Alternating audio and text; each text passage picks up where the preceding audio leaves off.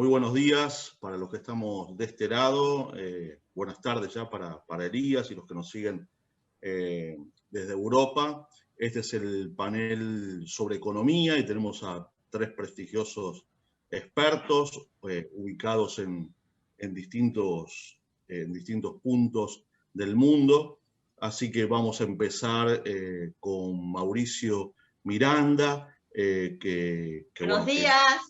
Economista y está ahora en Bogotá. Así que son todos bastante conocidos. Así que voy a ir directamente con ellos para que empiecen estas presentaciones y sobre todo un tema tan importante se pueda producir un intercambio en este ámbito de Cuba en plural. Adelante, Mauricio. Bueno, muchas gracias, Gabriel, y muchas gracias por la invitación. Solo aclarar que estoy en Cali, no en Bogotá. La Universidad Javeriana tiene dos sedes, una en Bogotá y una en Cali. Yo estoy en la de Cali. Bueno, muy bien. Voy a compartir entonces la pantalla para tener acceso a la presentación.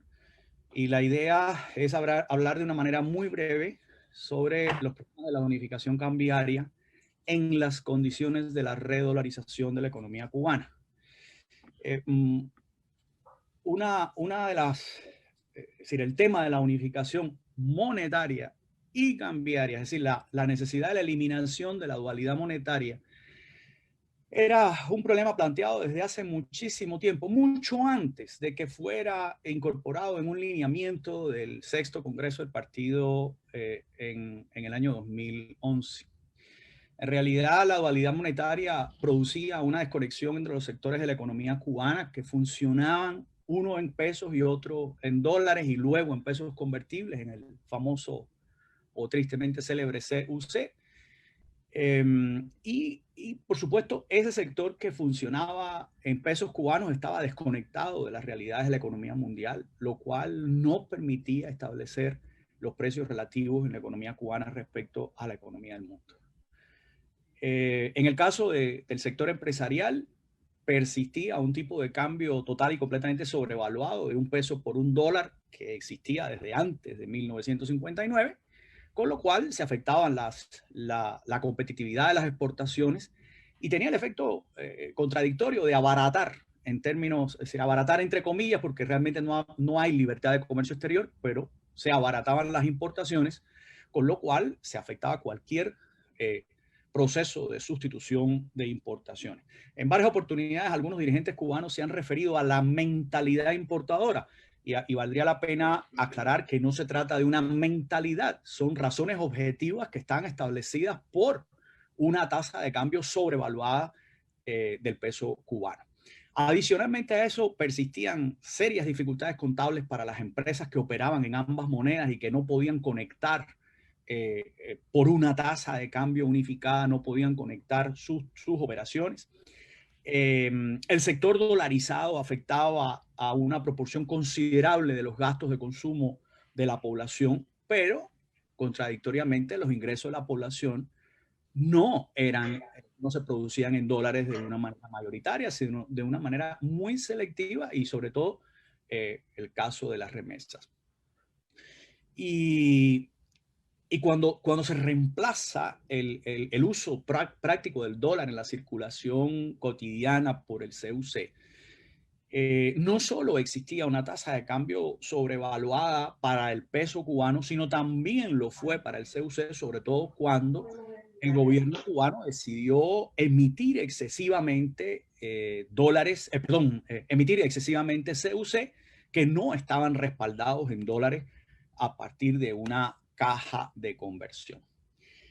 ¿En qué contexto se producen las medidas que llevan a lo que se ha llamado la tarea de ordenamiento? En primer lugar, los efectos negativos de la pandemia del COVID-19, que en el caso cubano, a pesar de que afortunadamente para la población no ha habido un impacto considerable en términos de vidas humanas, pero sí desde el punto de vista económico por las dificultades para asegurar el abastecimiento de bienes sobre todo de alimentos en el caso de Cuba. No hay que dudar que también ha afectado negativamente el recrudecimiento de las presiones económicas de la administración Trump, la administración anterior, pero tampoco hay que olvidar que la economía cubana viene padeciendo una serie de problemas estructurales desde hace muchísimo tiempo. Pero este contexto marcó el peor momento para adoptar una medida que se sabía desde el primer momento que tendría una serie de costos sociales importantes y que además tendría como resultado la inflación. Y lo digo porque realmente desde hace mucho rato se habló de la necesidad de eliminar la dualidad monetaria y de unificar los tipos de cambio. En ese contexto, esta medida que en el largo plazo puede tener efectos positivos, sí, como va a decir Carmelo, si se adoptan las políticas adecuadas en el corto plazo, como también lo va a demostrar Carmelo, tiene una serie de efectos muy complicados.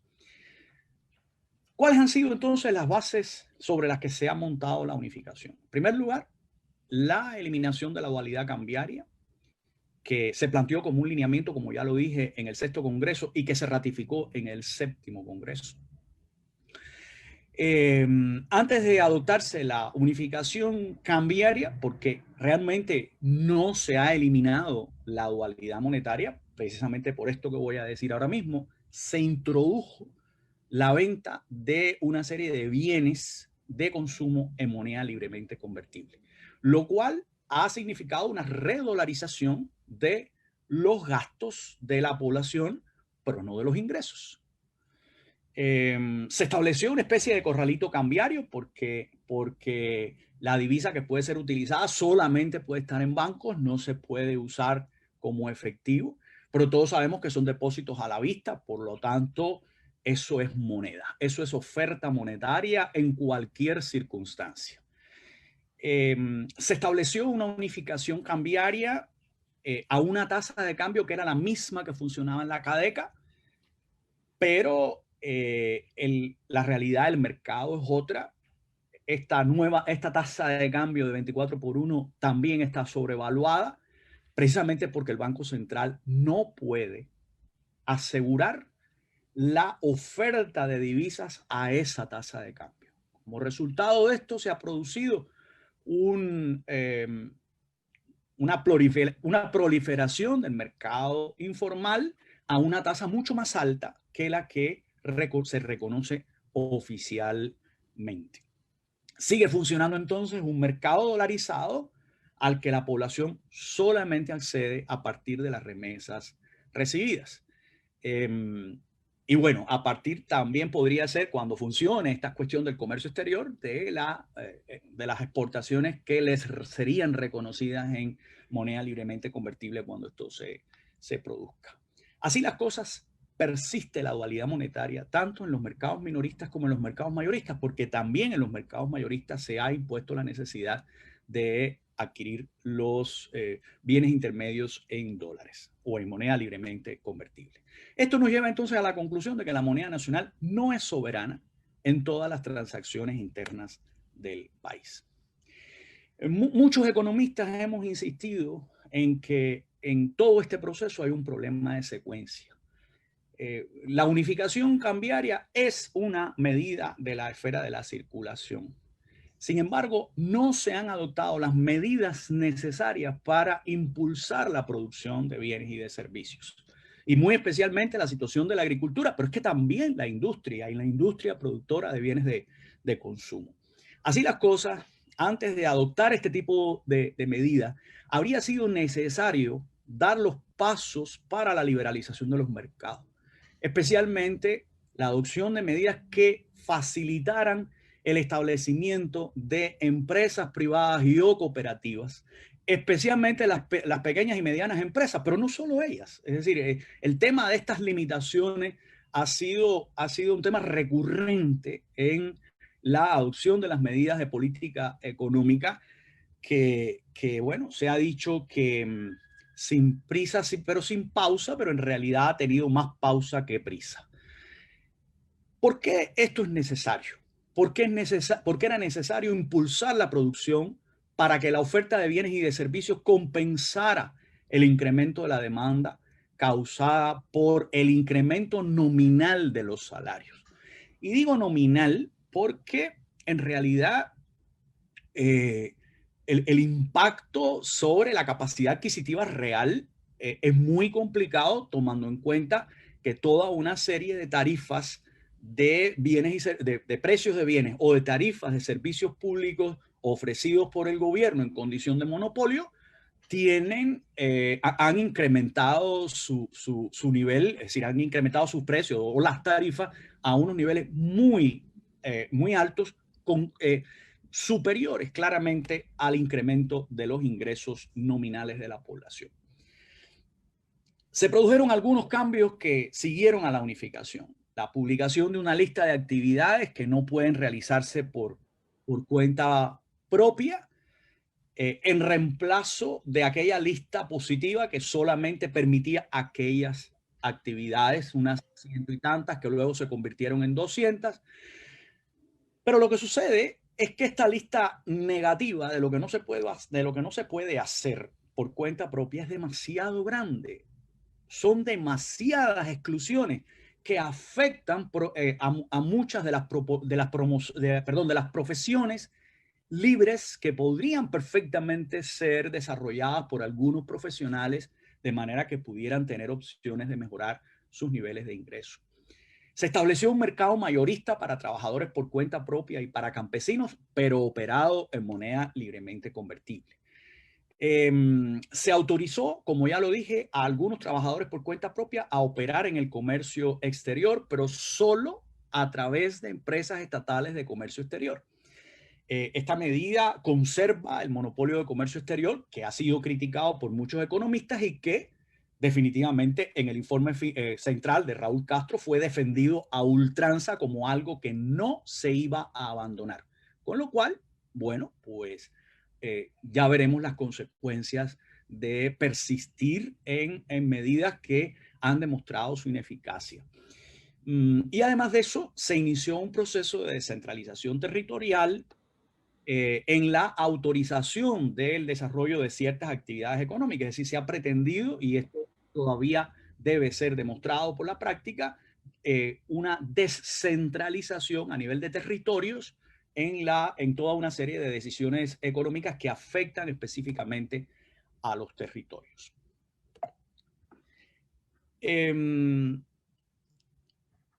Esto nos lleva entonces, perdón, esto se me ha trabado.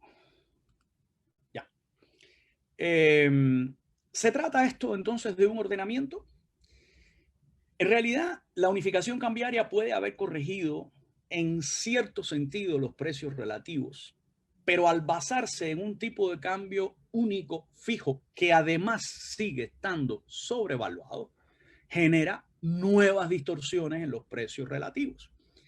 Se ha estimulado el mercado informal de divisas. No se han creado las condiciones para el incremento de la oferta de bienes y de servicios. Todavía sigue pendiente el tema de la autorización del funcionamiento de pequeñas y medianas empresas privadas y cooperativas. Y esto no es solamente un tema formal. Se trata del reconocimiento de la existencia de una actividad empresarial, porque los trabajadores por cuenta propia no tienen personalidad jurídica. Son personas naturales que ejercen una función de trabajo por cuenta propia. Otra cosa es otorgarles personalidad jurídica a las empresas que se creen con determinados destinos sociales. Se mantienen restricciones al incremento de los ingresos por la vía del trabajo, toda vez que se mantienen restricciones para el desarrollo de la actividad privada. Se ha producido un incremento exagerado de las tarifas de servicios públicos con un impacto inflacionario considerable. Y a esto hay que sumarle la situación desfavorable para los jubilados, que ya ha sido también abordado en varios trabajos y que seguramente Carmelo va a abordar con lujo de detalles, como siempre. Es un tema al que él le ha dedicado muchísimo tiempo. ¿Qué falta en materia económica, en mi opinión? Creo que es importante abordar una profunda reforma del sector agropecuario, que parta del principio de la abolición del mercado del monopolio de acopio en la compra de bienes y la instauración de mercados agropecuarios que puedan funcionar siguiendo reglas de mercado bajo regulación estatal. Yo nunca me he opuesto a la regulación estatal, pero sí me opongo al control y a la asfixia por parte del Estado del funcionamiento del mercado.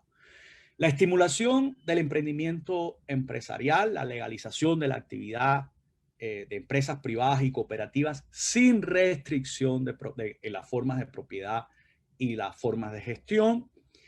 Creo que es importante garantizar la autonomía económica y operativa real de las empresas estatales, porque de lo contrario van a seguir funcionando con camisas de fuerza. En este sentido, muy poco se ha avanzado y de hecho se insiste en el mantenimiento de una estructura paquidérmica que implica incluso la existencia de organizaciones superiores de dirección económica, que son un mecanismo intermedio entre los ministerios y las empresas, y que crea un escalón más de complejidad burocrática. La eliminación de los monopolios estatales de comercio exterior, banca, instituciones financieras, comercio mayorista, comercio minorista, servicios de comunicación, de forma tal que la actual escasez del Estado, de recursos del Estado, no afecte el desarrollo de este tipo de actividades. Ahora, frente a esto, que es una medida económica que puede impulsar el desarrollo, hay claramente muchísimas preocupaciones de carácter político. Y esas restricciones de carácter político son las que impiden adoptar este tipo de decisiones.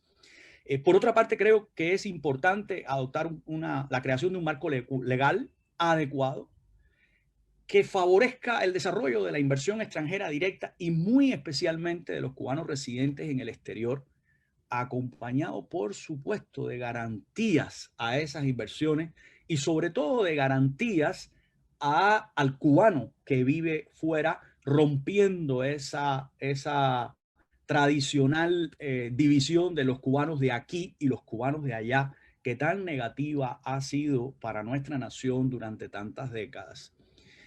Creo importante entonces que el Estado debería concentrarse en la regulación macroeconómica, evitando las fallas del mercado, que las tiene. En esto yo no soy iluso, ni mucho menos. Probablemente algunos otros economistas que son partidarios de unas visiones libertarias, estarán en contra de esta posición y querrán un Estado mínimo. A mí no me parece que sea lo adecuado. Yo creo que es importante regular el funcionamiento del mercado, evitar sus fallas. El Estado también las tiene, pero no se puede reemplazar al mercado ni asfixiar al emprendimiento empresarial. Y con esto termino mi presentación y les agradezco la atención.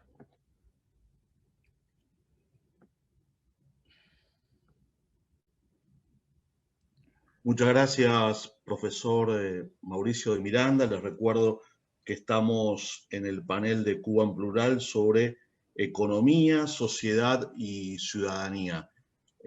Ahora es el turno del profesor Carmelo Mesa Lago. Adelante, profesor.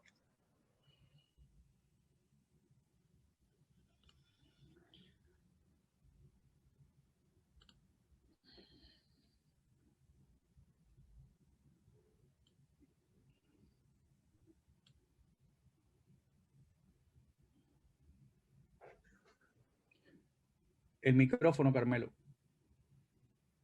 Carmelo, el micrófono tienes que desactivar, es decir, activarlo.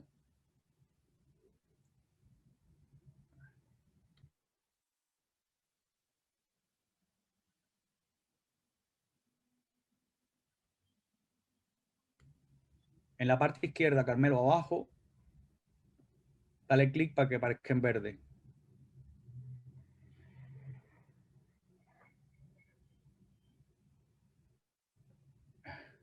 Gabriel, debes avisar a Carmelo, no se escucha. Carmelo, ¿me está escuchando?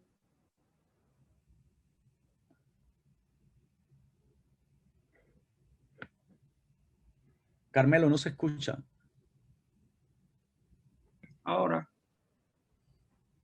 Ahora lo escuchamos, ¿no, Carmelo? Sí, es que no aparecía. He tenido que hacer una serie de cosas para mí. Ya, ok. Ahora está perfecto. Muchas gracias. Muy buenos días a todos. Es un gusto estar aquí. Y ha sido un excelente resumen con todos los puntos fundamentales que ha hecho Mauricio. Entonces, ya como él indicó, yo voy a concentrarme en los efectos a corto plazo sociales de la unificación monetaria en Cuba.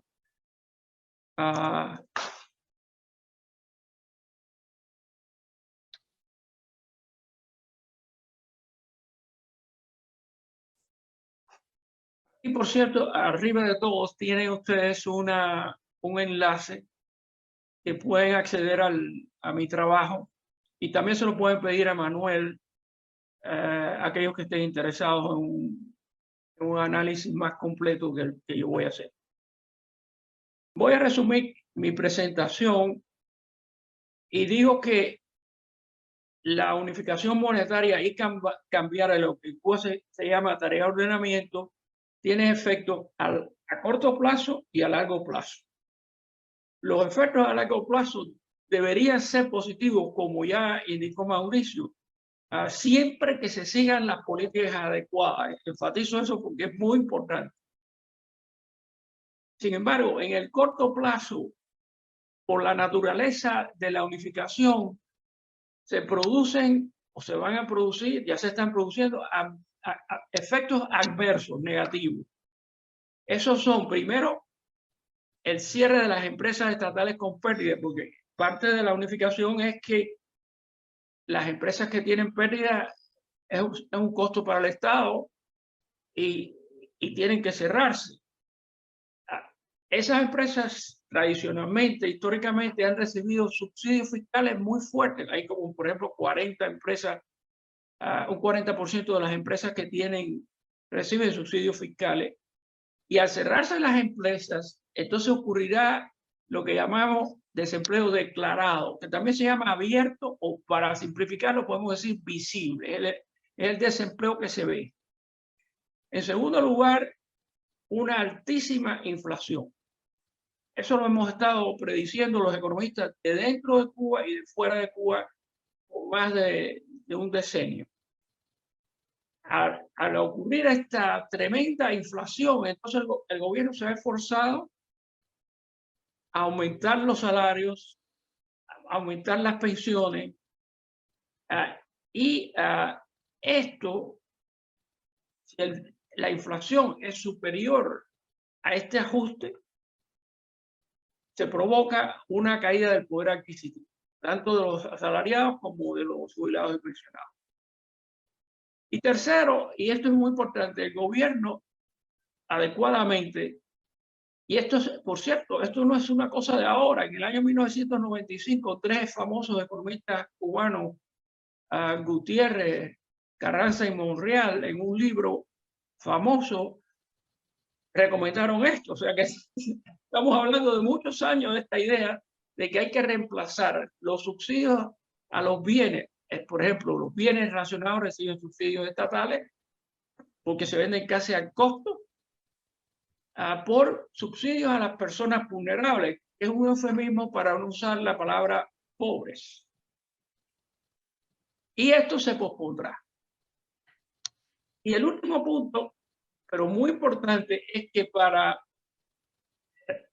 paliar estos problemas, no resolverlos necesariamente, pero paliarlos, es esencial expandir el sector del trabajo por cuenta propia, autónomo o independiente.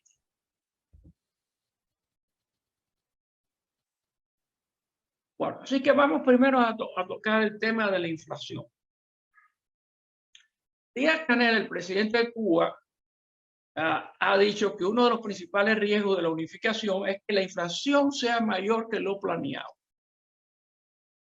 The Economist Intelligence Unit, que por cierto, yo he seguido el trabajo de esta entidad económica que predice, analiza y predice aspectos de distintos países del mundo, incluyendo Cuba, ha sido en general generosa con respecto a sus predicciones. Por ejemplo, predijo que la economía cubana iba a caer un 8% y resultó que fue un 11%. A través de los años esto ha sido así. O sea que no se trata de una entidad que exagera en contra de Cuba, es todo lo contrario. Y ellos han predicho que la inflación aumentará en 500% del año 2001. Mucho más que lo planeado, por supuesto. Esto también lo ha hecho Pavel Vidal en Q Standard, que acaba de salir el último número. Bueno, entonces, esto es lo que ellos predicen. Si la historia de esta entidad se repite, va a ser más del 500%. Pero eso todavía no lo sabemos. Para evitar este problema de la inflación, aún antes de que se hiciera esta predicción, el gobierno lo que hace es establece topes o máximos en los precios a mayoristas de 42 bienes y servicios que el gobierno califica como de alto impacto en la población. Además de eso, también pone topes a precios de acopio y a todos los bienes relacionados. O sea que hay una intervención del gobierno fijando centralmente los precios de una serie de artículos muy importantes de primera necesidad. Estos topes, por tanto, implican que el gobierno está dando subsidios. Porque si lo dejara, los precios subirían muchísimo más. Entonces el gobierno lo que hace, le fija un tope, pero implica que eso le está dando un subsidio porque el precio real por la inflación es muchísimo mayor. Y esta intervención del Estado centralizada es contraria a los objetivos a largo plazo de la unificación, porque se producen una serie de distorsiones que son nefastas para esto. Hay por eso decía, enfatizaba que tiene que ser esto, para que ocurran estos efectos positivos a largo plazo, tiene que ser adecuada las medidas que se toman. Y por supuesto, para nosotros los economistas y para cualquier persona con un poco de visión se da cuenta de que en lugar de toda esta cosa tan complicada, lo lógico sería, como planteó Mauricio, aumentar la oferta, o sea, incrementar la producción de bienes y de servicios para contrarrestar la inflación. Eso sería lo ideal. Pero, de acuerdo con Marino Murillo, textualmente esto no es posible hacerlo ahora. O sea, eso está excluido de las posibilidades. Bueno, entonces vamos a ver qué es lo que ha hecho el gobierno con respecto a los ajustes de salarios, pensiones y los beneficios de asistencia social. Como ya les dije, por efecto de inflación, tiene que aumentarlo todo. ¿Y cómo aumenta esto? Lo hace basado, por primera vez en Cuba se publica la canasta básica de bienes y servicios.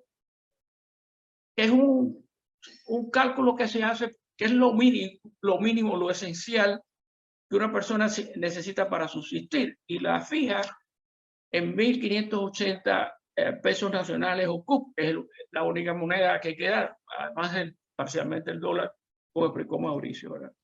Bueno, teóricamente, de acuerdo con el anuncio oficial, esto incluye alimentos, ropa, electricidad, productos higiénicos, medicina, etc. O sea que incluye cantidad de cosas.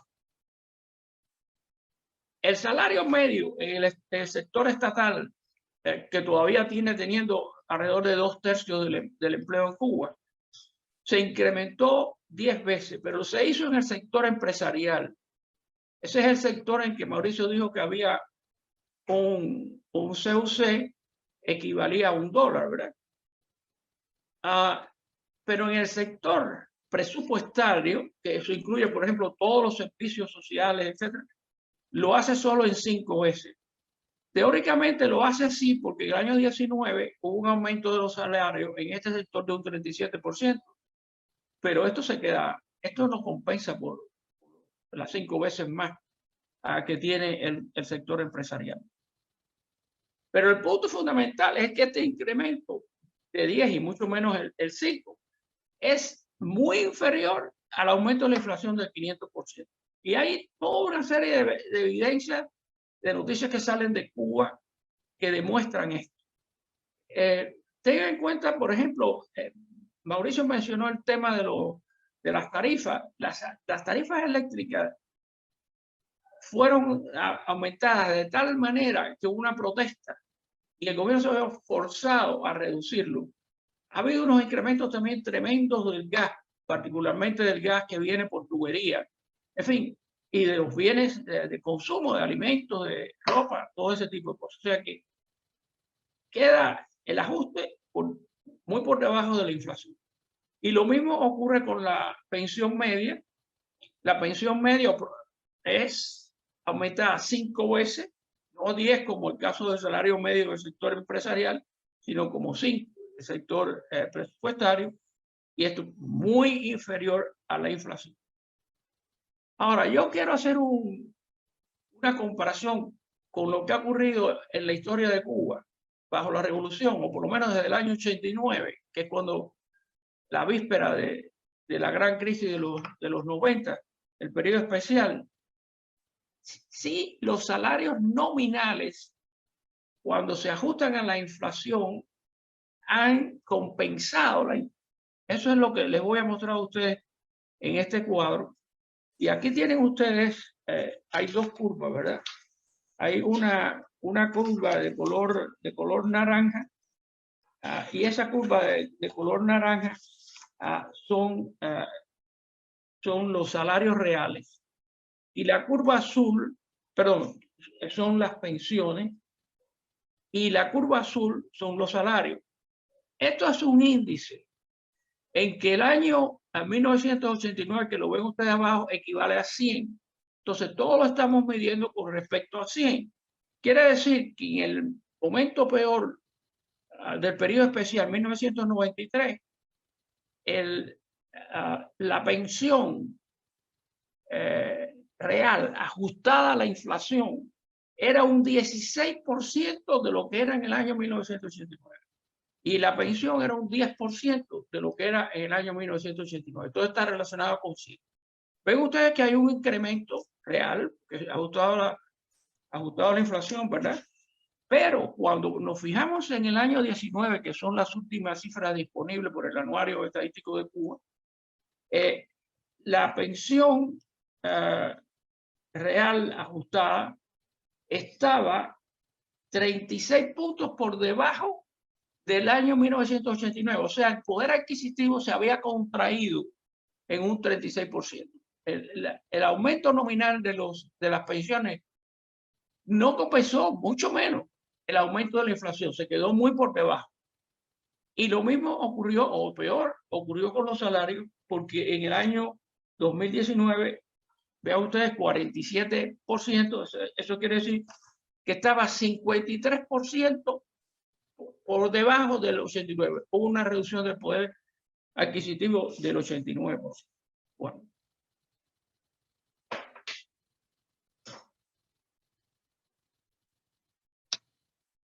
Entonces ahora voy a tratar el tema del desempleo. Primero, bajo la revolución, el gobierno redujo el desempleo declarado o el desempleo visible. ¿Y cómo lo hizo? Es uno de los desempleos declarados más bajos en el mundo. La última cifra que yo vi es 1,3%.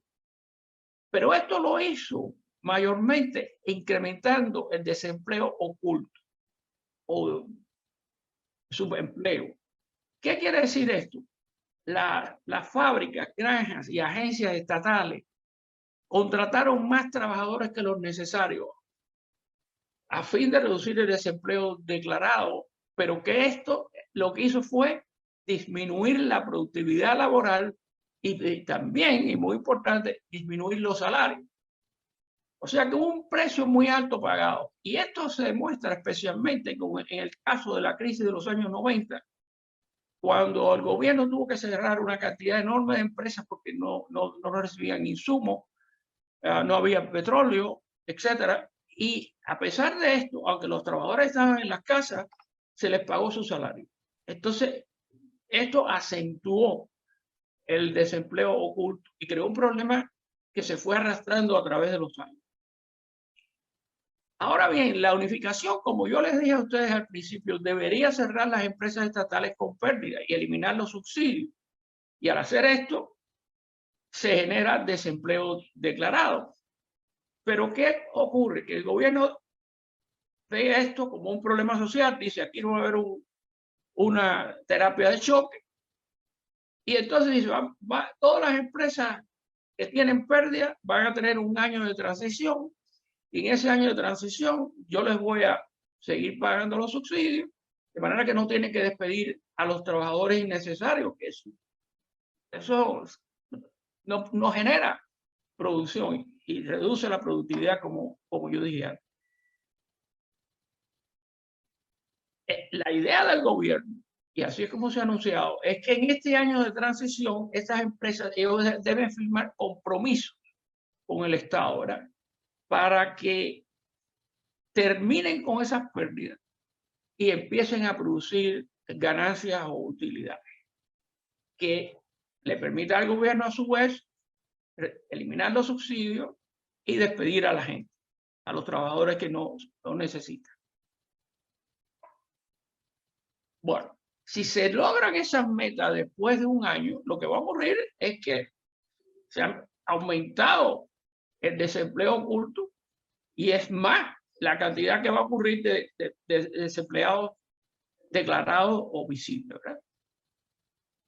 Para que ustedes vean, noten aquí, estos son una serie de estimados que yo he hecho, parte de ellos fueron de CEPAL, parte son míos, pero lo más importante que quiero mostrarles a ustedes es que el último estimado que yo he hecho, que es el del año 2018, ve ustedes la barra de color azul es el desempleo declarado o visible, y ese desempleo declarado o visible es solamente de 1,7%, fue 1,3% de 19.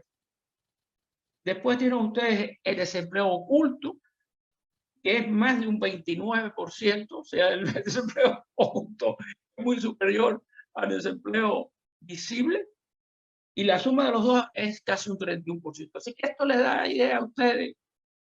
Esto es el año 18, pero en el año 20 el desempleo oculto va a aumentar todavía más. Bueno, y llego aquí al punto final de lo que planteé al principio, y es que el gobierno ha dicho, vamos a reemplazar los subsidios a bienes, por ejemplo, los bienes racionados, por subsidios a la población vulnerable. Y esto es adecuado, esto es correcto, se ha dicho ya por muchos años, yo lo mencioné antes, ¿verdad? La unificación va a aumentar la población vulnerable. Esto lo ha dicho el gobierno. Recuerden, vulnerable es un eufemismo para no usar la palabra pobre. Por todas las razones explicadas, si la inflación es superior al ajuste de los salarios, de las pensiones, etc. Y se reemplazan estos subsidios a bienes por subsidios focalizados en los pobres, lo que llamamos asistencia social. Y esto es correcto, esto es positivo, porque los grupos de alto ingreso de la población es una minoría, pero una minoría importante. Ellos no necesitan subsidio a los bienes racionados. Es decir, están recibiendo un subsidio del Estado cuando no lo necesitan, porque tienen recursos suficientes para pagar los precios que se habían fijado por la oferta y la demanda. El gobierno va a usar esos recursos para ayudar a los pobres. O sea, esto es correcto. Una medida legítima y perfecta. Pero el gobierno reconoce que no será capaz de implementar esta meta hasta que no haya una recuperación económica. Están hablando que va a haber un aumento en este año 2021 entre un 6 y un 7%. The Economist Intelligence Unit dice va a ser 2,7%. Y acuérdense que sus predicciones generalmente son muy optimistas. ¿Qué es lo que pasó? ¿Qué es lo que la historia nos demuestra? Ya lo vimos antes con el ajuste de los salarios. Ahora, ¿qué pasó con el ajuste de los beneficios de asistencia social. Aquí tienen el cuadro el gráfico tercero, y aquí la curva de color naranja es el número de beneficiarios por 1000 habitantes. Y ven ustedes que se alcanza la cima en el año 2008. Hay poco más de 5 personas beneficiarias de la asistencia social por cada 1000 habitantes. Esto cae de una manera dramática y después se estabiliza, pero con tendencia a la baja, y se reduce en 4 puntos porcentuales entre el año 2006 y el año 2019, que es la última cifra que tenemos. Y lo mismo ocurre con el gasto social dedicado a la asistencia social, como porcentaje del Producto Interno Bruto. De nuevo, en el año 2006 era 2,2% del Producto Interno Bruto. Esto cae drásticamente y después se estabiliza, pero con tendencia a la baja, y es solo 0,4% en el año 2019. O sea, hay una caída de 2 puntos porcentuales del Producto Interno Bruto. Esta tendencia nos indica, sobre todo con el tema de que los beneficios de asistencia social van a quedar por debajo de la inflación, de que esto va a continuar.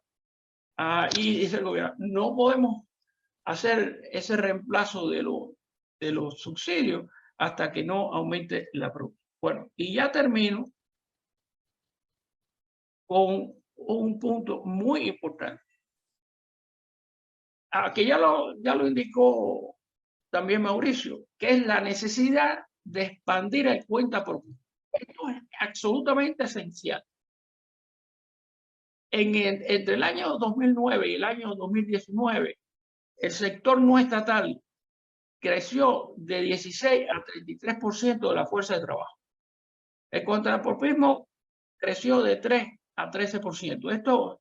Esto lo tienen aquí en este cuadro, pero yo no tengo tiempo, pero aquí ustedes tienen todas las tendencias trazadas entre el 2005 y el 2010. Aunque creció, esta expansión fue limitada porque había un número muy reducido de actividades, 120, primero 200 y tantas, después 127 porque se fusionaron muchas de ellas. Y esto era debido a una lista muy reducida de las actividades en el sector privado. No se usa esa palabra en Cuba, pero es el sector privado que trabaja por cuenta propia. Y estas actividades autorizadas eran de baja calidad, en términos de calificación de los trabajadores y de muy bajo valor agregado. Había además restricciones, altos impuestos, desincentivos. O sea, creció, pero no creció lo suficiente para absorber el desempleo en el sector estatal que anunció Raúl Castro, y se quedó corto porque era 1,8 millones y solamente se despidió menos de medio millón. De manera que esto impidió que el sector no estatal, particularmente el cuentapropismo, creciera y absorbiera a todo ese empleo oculto que estaba en las empresas estatales. Entonces, debido a la expansión del desempleo declarado que he demostrado que va a ocurrir, que no hay otra alternativa, va a ocurrir eventualmente. Si no ocurre, no hay resultados positivos a largo plazo. El contrapropismo debe de expandirse. Y el gobierno ha extendido las actividades por cuenta propia de las 127 a 2000. Y dice, hay 124 actividades que esas sí no puede estar el sector privado. Eso se la reserva el Estado. Bueno, realmente esto es una cosa extraordinaria porque aumenta de 127 a 2000. Pero esas 124 actividades son las fundamentales. Además, hay una confusión. Yo tengo un trabajo escrito sobre esto. Hay muchas cosas que son contradictorias, que no están claras. Y muchos economistas en Cuba han dicho, publiquen la lista de las 2000 actividades que son permitidas. El gobierno hasta ahora no lo ha hecho y ya han pasado varios meses desde que se anunció esto. Pero hay algo mayor y más importante que también mencionó Mauricio, y es que hay que aprobar la ley de empresas. Esto es una cosa que se viene hablando de más de un decenio. ¿Y por qué? Porque esto es esencial para legitimizar, darle autonomía y garantizar el empleo por cuenta propia, que hasta ahora no lo tiene. Es decir, hay mucho poder discrecional del gobierno para poner sanciones, cerrar, confiscar. Así que esto es esencial. Y también, como mencionó Mauricio, la unificación monetaria no resuelve el problema de la producción. Es decir, tiene que venir una serie de reformas estructurales profundas, mucho más allá de las que hizo Raúl Castro, que no funcionaron porque la economía se estancó y después cayó bruscamente, y especialmente en la agricultura, que es un tema que va a desarrollar con profundidad Elías. El octavo congreso que acaba de terminar dijo que esta ley de empresas se está estudiando y se va a implementar, pero es que se lleva estudiando más de 10 años. ¿Cuánto más tiempo hace falta para una medida tan esencial como esta? Muchas gracias. Muchas gracias, profesor Mesa Lago. Súper interesante las dos presentaciones. Ahora lo presento a Elías Amor, que es economista, está en Valencia. Así que bueno, bienvenido Elías, y es tu turno ahora. Muchas gracias, Gabriel. Y bueno, pues primero que todo, dar mi más sincero agradecimiento a los organizadores por la amabilidad de la invitación a participar en este magnífico panel en el que he sido precedido por dos grandes economistas cubanos que han hecho demostración clara de lo que saben y de lo que conocen, y un poco más puedo decir. A mí me pidieron que hablara a nivel sectorial sobre el efecto de la tarea ordenamiento en un sector concreto de la economía, y creo que ya Mauricio lo dijo y también Carmelo lo acentuó, la idea de que la agricultura es posiblemente el sector que en este momento está pagando el coste más elevado en términos de crisis, en términos de falta de alimentos, llevando a Cuba a una situación que el Programa Mundial de Seguridad Agroalimentaria de Naciones Unidas ha situado a Cuba al mismo nivel que Haití. Y por tanto esto es algo que hay que tener muy en cuenta, y por eso lo he querido titular con este título tan fuerte, ¿verdad? ¿Por qué en Cuba no hay comida? Pero si ustedes me permiten un minuto, yo quiero hacer testimonio. Si un economista cubano como yo, con mi edad, en el año 1955, antes del triunfo de la revolución, le dijeran que en el año 2021 un economista cubano como él estaría hablando de la economía cubana y no hablaría del azúcar, se llevaría las manos a la cabeza. Y yo hoy no voy a hablar del azúcar, señores, por una razón muy sencilla, porque el azúcar ha dejado de ser el sector más importante de la economía cubana como lo fue. Quiero testimoniar aquí que si ese sector ha desaparecido es básicamente por la responsabilidad única y exclusiva de Fidel Castro, que a comienzos del siglo XX ordenó la paralización de numerosas centrales azucareras y el abandono de los campos de la caña. Y hoy plantearse cualquier solución para la economía agrícola, agropecuaria cubana en términos de azúcar es un gran error. Cuba está en este momento importando azúcar de Francia.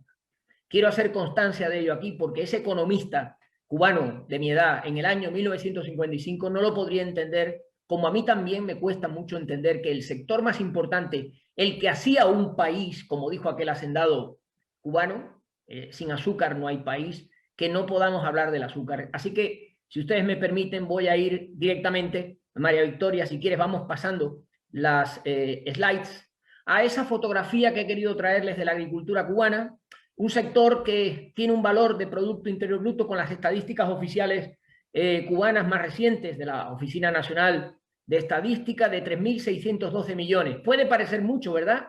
Millones de cups al año de pesos cubanos. Pues bien, este es el sector que ocupa el puesto número 9 del conjunto de actividades de la economía cubana. La agricultura y la ganadería en Cuba es la sexta parte de lo que gasta el gobierno comunista en sanidad, por ponerles un ejemplo. Incluso en cultura y deporte el gobierno comunista gasta más en el presupuesto que lo que produce la agricultura cubana. Eso representa un 3,3% del PIB, que viene bajando de un 3,8% en el año 2015.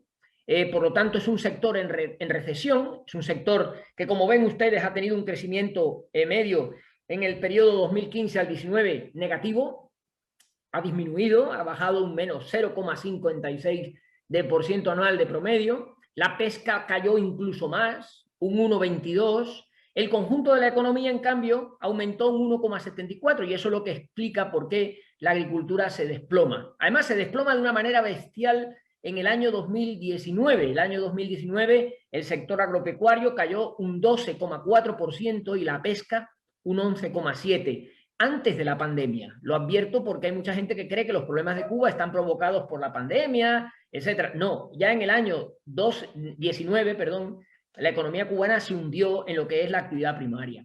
Los precios descontrolados, el deflactor del PIB agropecuario en Cuba aumentó un 15,5% desde el 15 al 19, mientras que el conjunto de los precios de la economía lo hicieron en un 13,3%.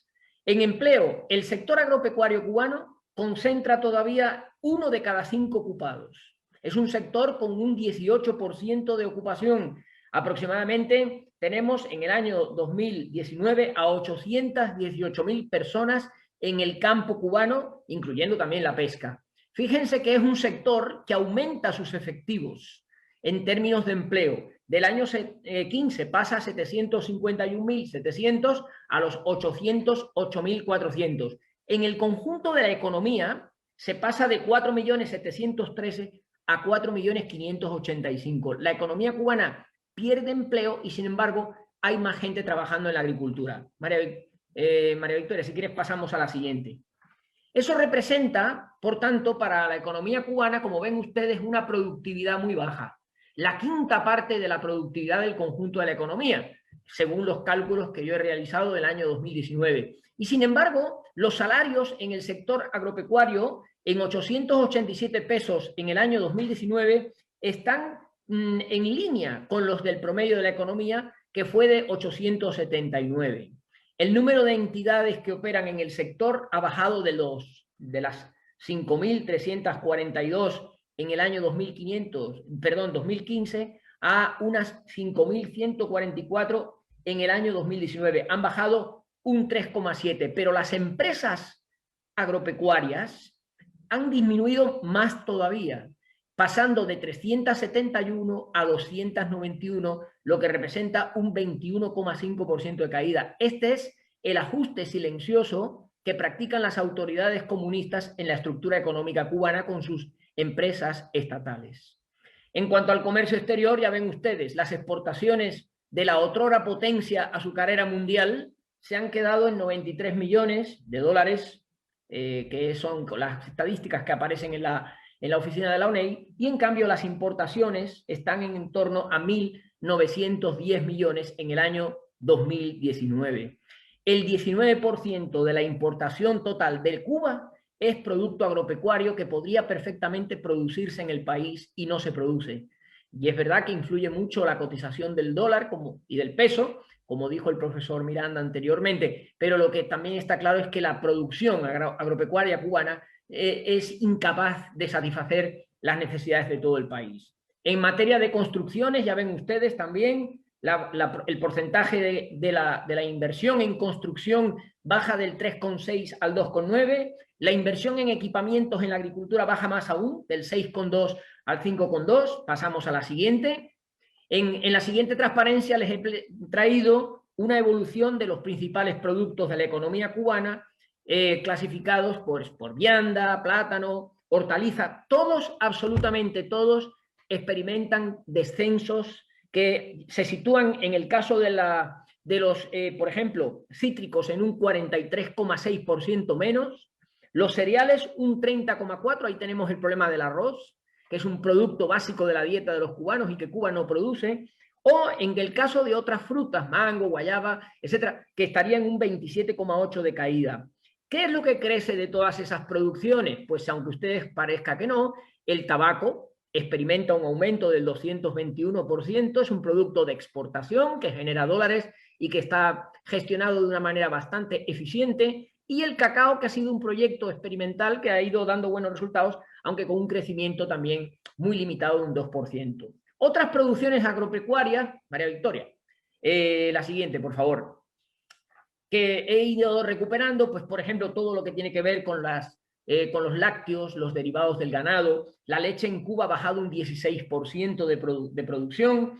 La carne de res, que ahora anunciaban que se iba a poder vender de una manera un poco más liberada, un 16,7%. La carne de cerdo, un 7% de caída. La carne de ave, que se basa muchísimo en las importaciones de pollo procedentes además de Estados Unidos, lo cual le quita mucho, ¿verdad?, de valor simbólico a ese efecto que se pasan la vida denunciando de la influencia negativa, del recrudecimiento, del embargo y del bloqueo, lo cual es mentira, porque uno de los principales suministradores de carne de ave, de pollo a Cuba, es precisamente Estados Unidos.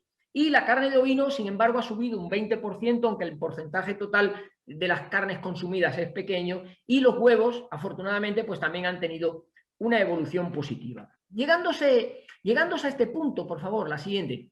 Llegando a este punto, y con ganas de no extenderme demasiado, en esta transparencia yo creo que está el problema fundamental de la tierra en Cuba. Y el problema fundamental de la tierra en Cuba, lo que frena su capacidad de producción, como decía el profesor Mesalago, lo que hace muy difícil que se consigan mejorar los índices de rentabilidad y los índices de eficacia en la producción agropecuaria, es el régimen de tenencia. Los economistas, por desgracia, durante varios siglos, nos olvidamos un poco de la importancia que tiene la propiedad de la tierra y la propiedad, en definitiva, sobre el desarrollo de las naciones. Afortunadamente, esto cambió en los últimos años con los desarrollos institucionalistas y la incorporación de los juristas al análisis de la economía en equipos pluridisciplinarios. Y hoy en día todo el mundo sabe y todo el mundo es consciente de que los países que han alcanzado mayores niveles de prosperidad, de desarrollo y de avance en el mundo son los países en los que existen marcos jurídicos respetables y estables para los derechos de propiedad, tanto privados como públicos. Porque no se trata de privatizar toda la economía, se trata de garantizar el acceso a los derechos de propiedad a aquellos que no los tienen. En Cuba se dice que hay 6.400.000 tierras de uso agropecuario, que se distribuyen en 4.672.000 de cooperativas y luego de 1.726.200 de privados. Ninguno es dueño de la tierra.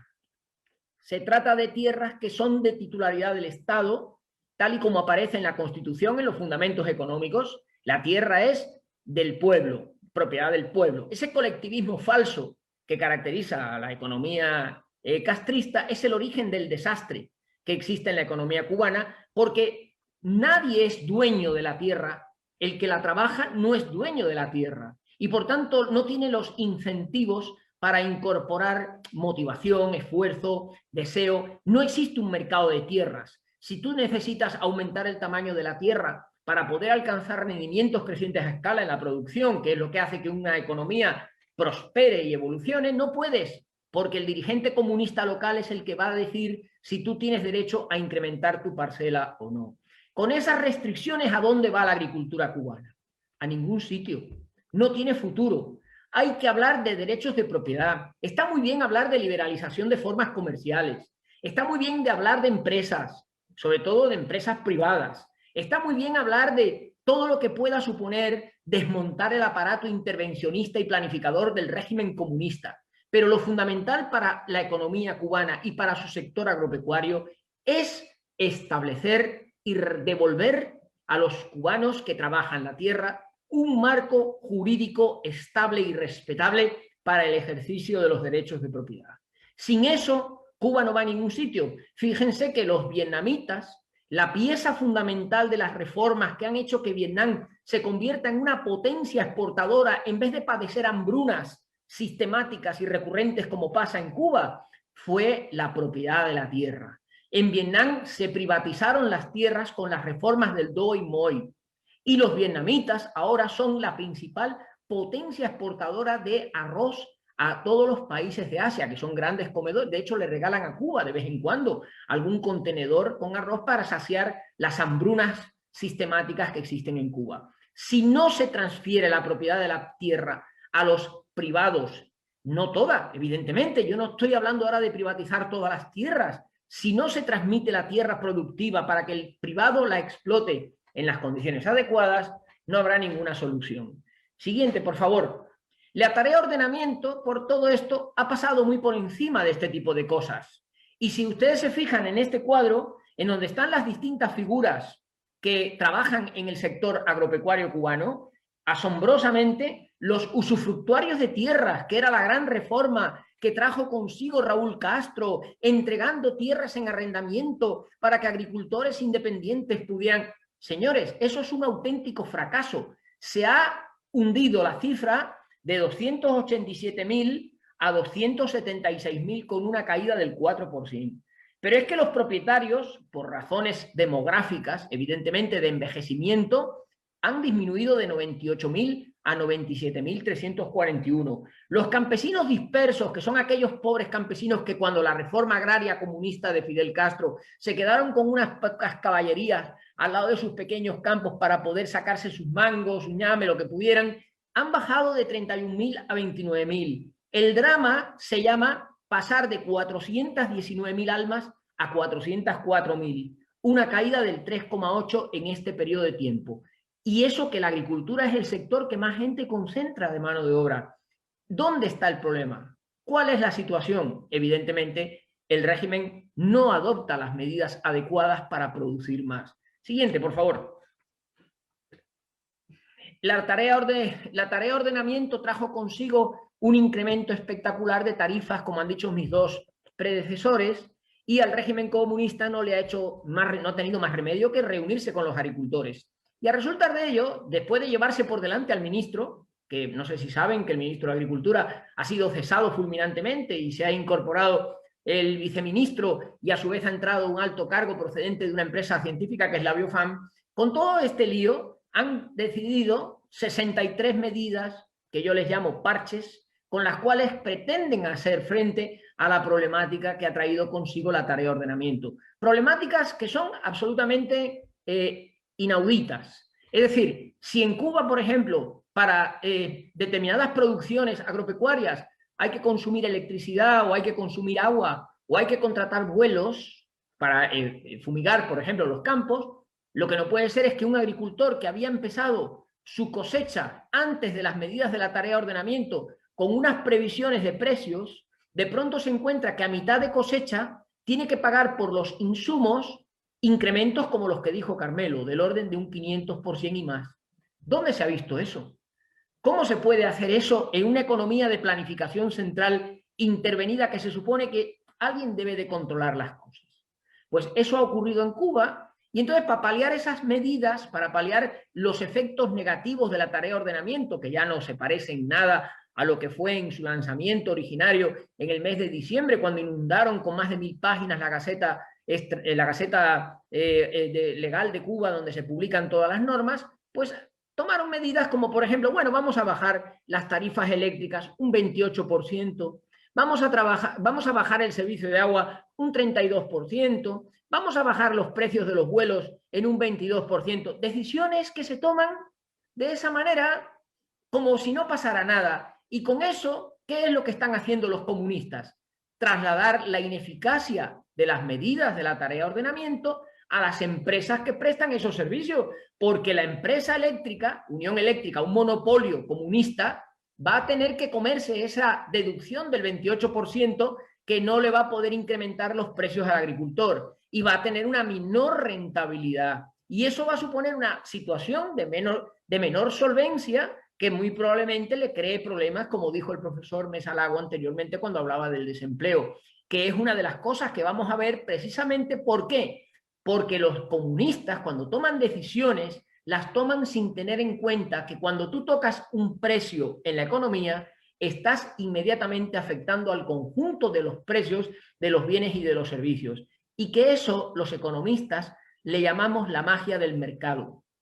Y cuando en un país se sustrae el poder que tiene el mercado para igualar la oferta y la demanda, y además no autorizan los derechos de propiedad privada, lo normal es que una economía pues que no funcione como tiene que funcionar.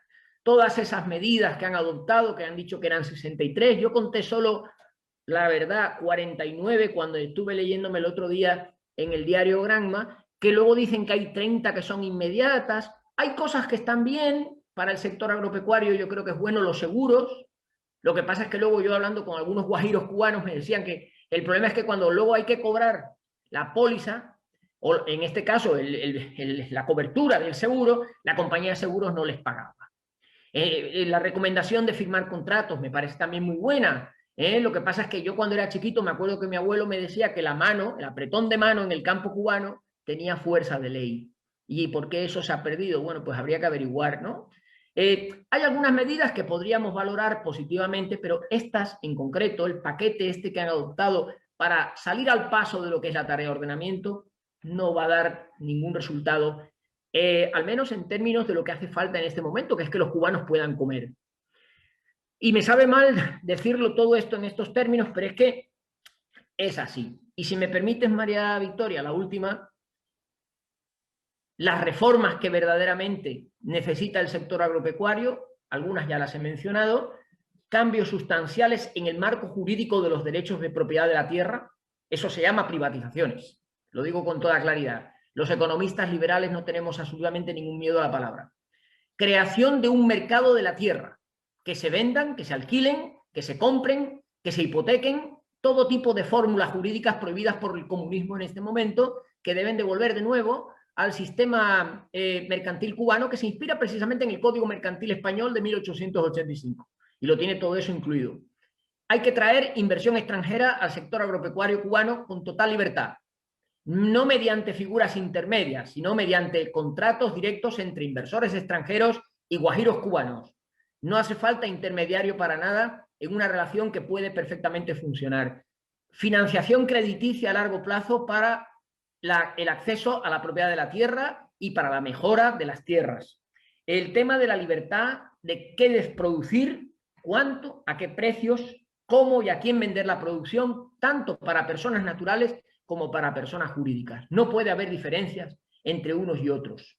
Libertad en la distribución comercial mayorista y minorista, ya antes lo comentaron, creo que eso es fundamental si pretendemos que los productos no se queden postrados en los campos, como denuncian los guajiros de las prácticas habituales de acopio, que deja siempre las cosechas sin recoger y se pudren en los campos, mientras que luego en los mercados, en las ciudades no hay productos para comprar.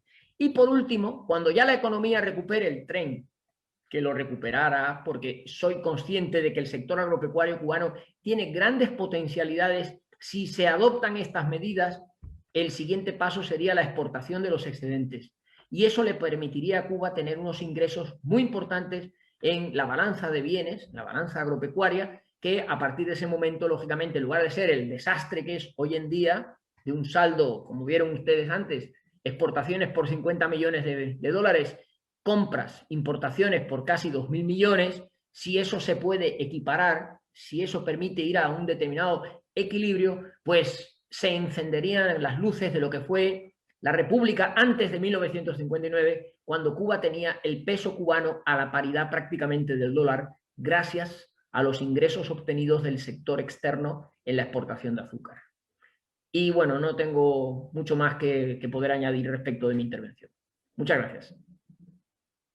Bueno, muchas gracias, Elías, muchas gracias a los tres. Si les parece bien, ya que estoy de moderador, y me gustaría empezar con unas preguntas, ¿no?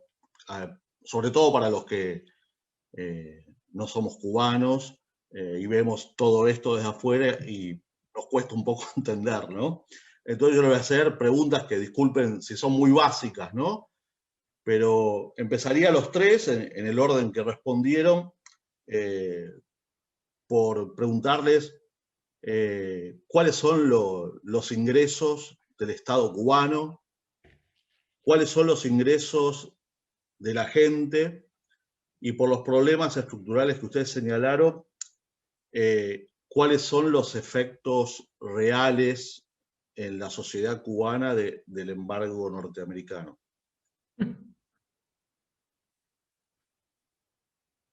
Empezamos, Mauricio.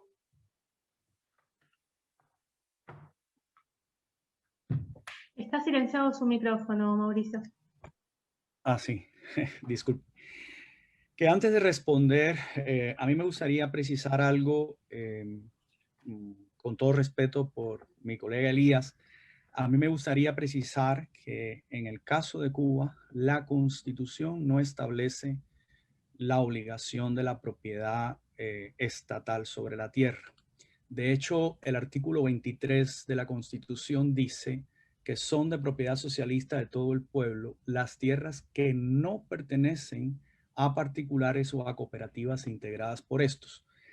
Y de hecho, en Vietnam tampoco se entregó la tierra a los campesinos. En realidad lo que se hizo fue un usufructo privado bajo un contrato por 10 años, luego por 50, incluso ha llegado a ser de 100 años, que eso es prácticamente otorgar, pero constitucionalmente, en el caso de Vietnam, la tierra sí que es del Estado.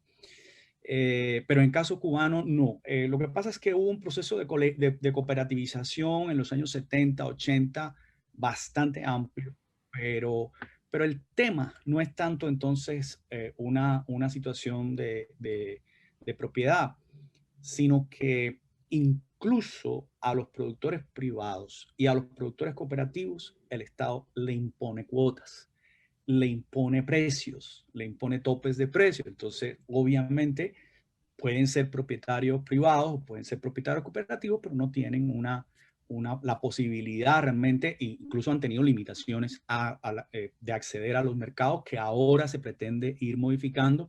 Eso ha pasado varias veces y ha habido medidas hacia adelante y hacia atrás, avances y retrocesos en el tema del mercado libre agropecuario. Esto tiene una historia de más de 30 años de avances y retrocesos. Pero sí me gustaría precisar que legalmente hay propietarios privados. Lo que pasa es que las dos reformas agrarias redujeron la cantidad de tierra que podía mantenerse en manos privadas y luego en los años 70 y 80 hubo una campaña para la creación de cooperativas.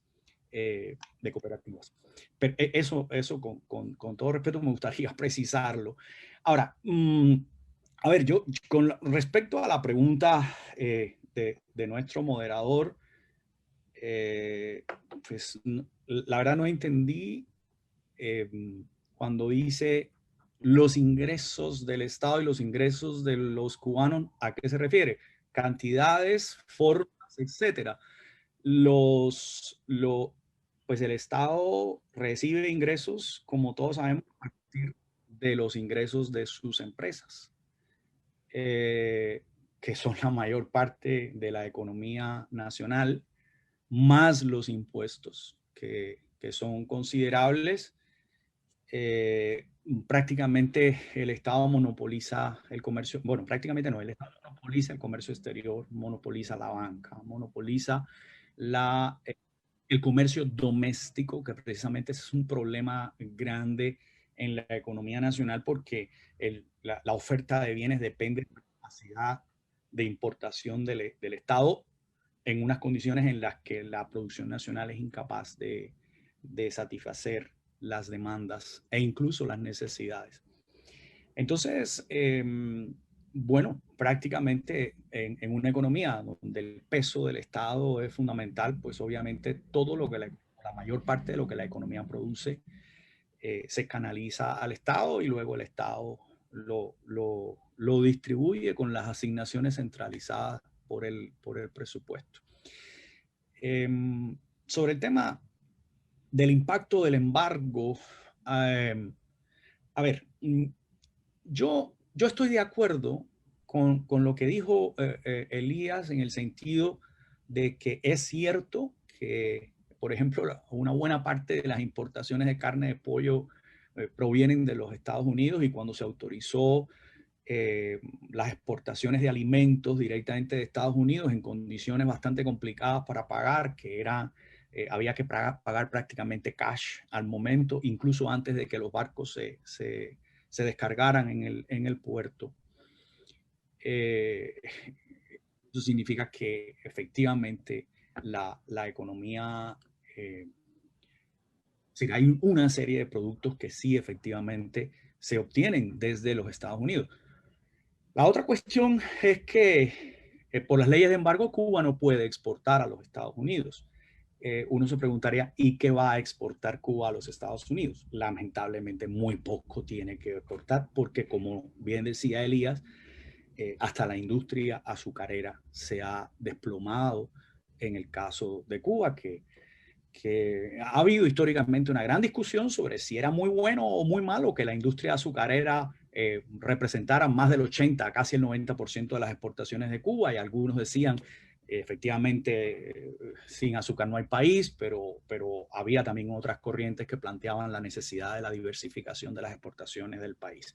Lo que sí nunca hemos pensado es que esa diversificación llegara por el hundimiento de las industrias punteras en la estructura económica de Cuba. Porque en definitiva, hoy en día las exportaciones cubanas son fundamentalmente exportaciones de servicios, es decir, los servicios funcionan, los servicios constituyen el grueso fundamental de los ingresos por divisas del país. Ahora, yo no negaría el impacto negativo del embargo. Y lo voy a explicar de una manera incluso anecdótica, que a veces tiene más impacto que las cuestiones teóricas. Hace 3 años falleció en Colombia, aquí en Cali, un cubano que dejó había un seguro, había una liquidación de su trabajo, etcétera, etcétera, etcétera.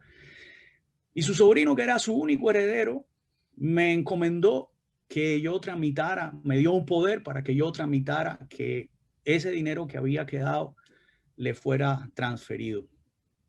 El sobrino no vivía en Cuba, vivía en Chile. Pero cuando fui al banco, con toda la presentación legal, el banco me dijo, a un ciudadano cubano no le podemos transferir ningún recurso. Y yo no estaba operando en el Citibank. Yo no estaba operando en un banco estadounidense. Estaba operando en un banco colombiano. ¿Cómo es posible que no se le pueda transferir un dinero a un ciudadano cubano por el solo hecho de ser cubano? Así esté viviendo en un país que no es Cuba, sino Chile. Entonces, esto nos da la dimensión de hasta qué punto realmente en el sistema financiero internacional hay una serie de limitaciones. Es más, haré otra anécdota. Un profesor cubano que vive aquí en Colombia, cuando fue a abrir su cuenta bancaria en ese mismo banco, que no es estadounidense, su cuenta bancaria para que la universidad le pagara, no la pudo abrir porque su nacionalidad es cubana, a pesar de que tenía un contrato de trabajo y por tanto una identificación colombiana. Entonces, la existencia del embargo es real.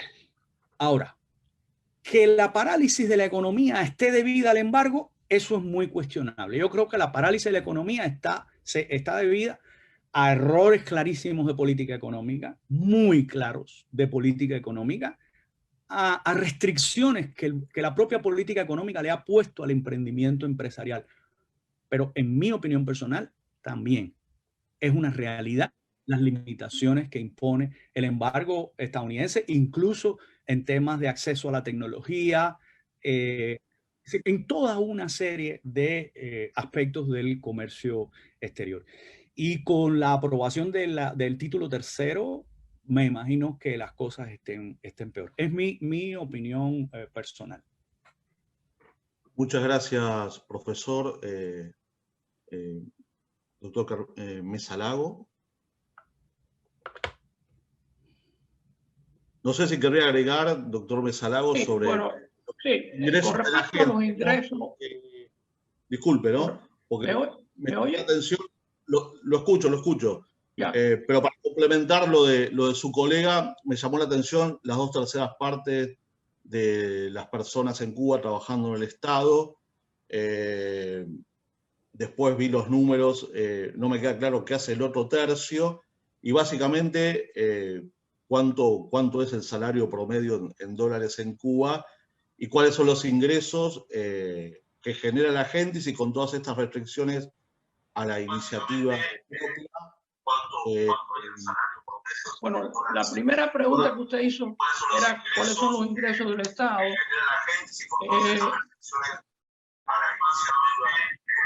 Hay alguien que está hablando, no sé quién es. Ya. Bueno, preguntó primero cuáles son los ingresos del Estado. Yo, realmente la última cifra que hay es la de el presupuesto del año 19 que está publicada la ejecución, porque el presupuesto del año 20, el presupuesto del año 20 no se ha publicado, la ejecución presupuestaria, y el del 21 es simplemente un proyecto, pero me parece que más que la cantidad absoluta de dinero, porque eso no significa nada, eso está en CUP, ¿verdad? Habría que transformarlo, dividiéndolo por 24, en dólares, pero la tarifa en el mercado informal es superior a la de 24 que se ha fijado oficialmente. Yo creo que lo más importante aquí son la diferencia entre los ingresos y los egresos, que es el déficit. Y en realidad Cuba había controlado bastante este déficit, pero por supuesto eso se disparó ahora con el ordenamiento monetario, y tenemos un déficit que va a ser el más alto desde los años 90, fue la llamada el periodo especial, la crisis tan severa que ocurrió. Así que ahí hay un problema. Es un déficit sustancial, superior al 20%, por primera vez. Usted me pregunta los ingresos del pueblo, de la gente. Cuando yo decía que hay un 66% y estaba en el gráfico final, pero yo no me lo salté por razones de tiempo, ese tercio que hay ahí es el sector, el llamado sector no estatal. Y ahí hay varias cosas. Ahí están por ejemplo, los campesinos privados, ahí están los cooperativistas, ahí están los usufructuarios, y después estaba el sector del cuentapropismo. Eso exactamente en el año 19 constituía el 13%. O sea que de ese 33% no estatal, el cuentapropismo era el sector mayor. Estamos hablando de más de 600.000 personas. Después a eso le seguiría las cooperativas de producción agropecuaria. De nuevo, uno puede hacer un cálculo basado en el presupuesto del año 2019 de qué es lo que gana. Ahí está en el anual estadístico de Cuba, pero el punto, como dije antes, es cuál es el valor real de esos ingresos. O sea, que a mí no me ayuda mucho la cifra en pesos nacionales en Cuba, sino más me interesa el poder adquisitivo. Y el poder adquisitivo, yo demostré que hubo una caída. Estamos hablando del orden de 47% o 50 y pico por ciento de poder adquisitivo entre el año 1989 y el año 2019. Ahora, con respecto al embargo, lo primero que quiero decir es que hay una visión generalizada de que el embargo es el que causa todos los problemas económicos. Ya Mauricio mencionó esto. Yo diría que la situación económica de Cuba en general, y particularmente la crisis que hay ahora, que es la peor desde los años 90, se está aproximando ya. Hay varios indicadores que indican que está muy cerca del momento peor que fue el año 93. Son, en primer lugar, el sistema económico en sí mismo.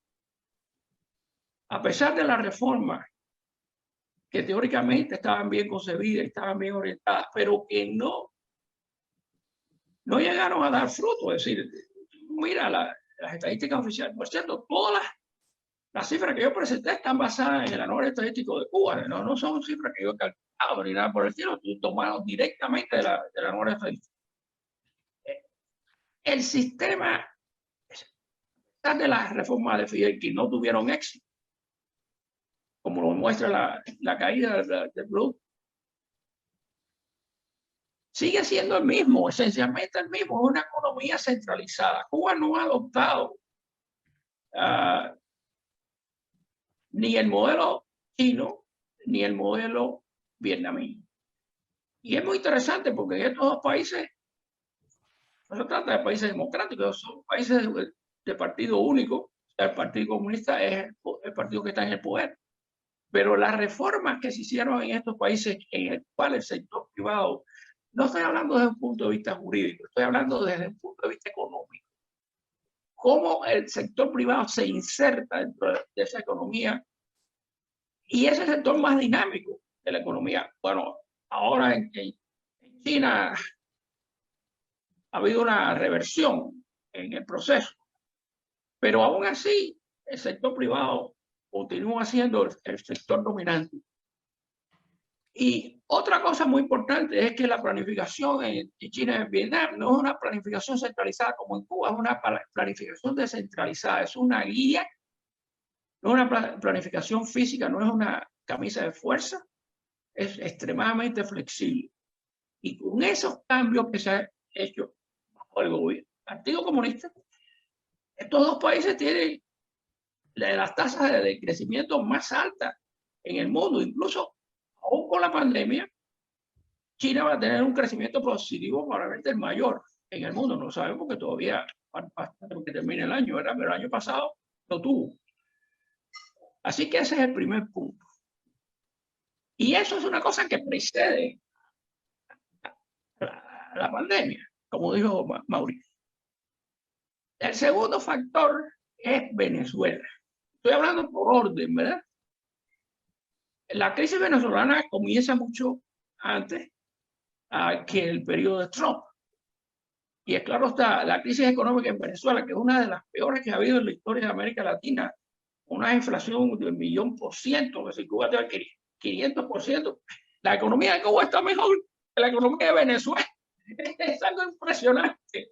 O sea, la economía de Venezuela se cayó el año pasado con un 27% y la de Cuba un 11%. Y si vamos al año anterior, fue un 17%, en Cuba 0,2%. O sea que un país que está en una crisis semejante afecta el tema de la compra de servicios profesionales, que es el ingreso en divisas mayor que tiene Cuba.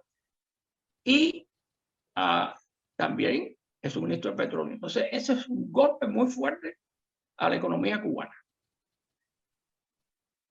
Tercero, Trump. Y cuando hablamos del embargo, hay que establecer periodos históricos, porque el embargo no es el mismo a través de todo el tiempo. El primer periodo que va del 61 a mediados de los 70, el embargo tiene un impacto brutal en la economía, brutal. Pero después, la OEA autoriza a los países de América, Canadá y México nunca aceptaron el embargo, pero a todos los países latinoamericanos a restablecer relaciones y ellos lo hacen. Y cuando usted va a la lista de países que comercian con Cuba y usted va a los inversionistas, en términos de comercio estamos hablando de 100 y pico de países. Y inversiones, estoy hablando del segundo periodo, también una gran multitud y variedad de países invertidos. Ok, llega Obama y Obama trata de eliminar el embargo. Somete una ley para que Cuba pueda comerciar libremente con los Estados Unidos y por supuesto la mayoría republicana lo impide, algunos demócratas también conservadores lo impiden. Y cuando va a Cuba, le dice claramente a Cuba, mire, yo he hecho todo lo posible, pero yo no voy a ser el que voy a eliminar el embargo. Será el próximo presidente. A eso la respuesta de Cuba fue acusando a Obama, que a pesar de que había tomado toda una serie de medidas positivas de que no había sacado el embargo, Obama no podía sacar el embargo. Bueno, entonces llega el señor Trump y dicta toda una serie de sanciones muy fuertes contra Cuba. Ahí vuelve de nuevo a reforzarse el embargo en Cuba. Y bueno, y ahora estamos con Biden, que tiene una situación política interna extremadamente difícil y hasta ahora no ha podido hacer nada. De manera que, y en el año 20 la puntilla, por supuesto, es la pandemia, pero fíjense en el orden de esto, no es lo mismo. Y hay muchos factores diferentes. Eso es lo que quería especificar eso.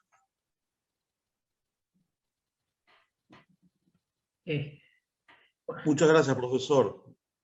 Adelante, Elías.